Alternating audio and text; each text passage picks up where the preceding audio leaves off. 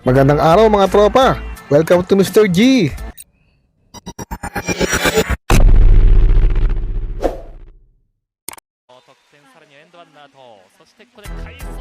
Debut game na nga ni Kai Sotto para sa Yokohama B Corsair.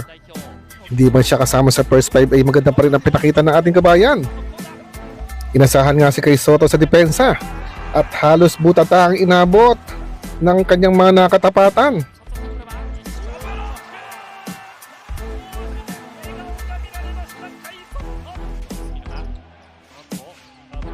Nakapagtala si Kai Sotto ng 4 points, 4 rebound at 3 blocks sa kanyang debut game. Talaga namang nakakatuwang pagmasdan si Kai Sotto habang sa loob ng court.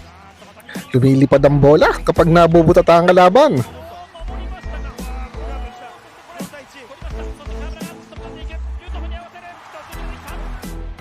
Kitang-kita naman na hindi pwede nasa ng Yokohama si Kai Sotto sa kanyang debut game.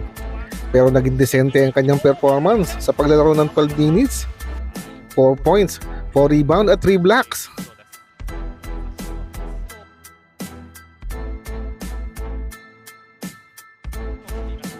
At ang inaabangan nga ng karamihan ng Kawamura Kai Sotto connection na inaipakita na kanina.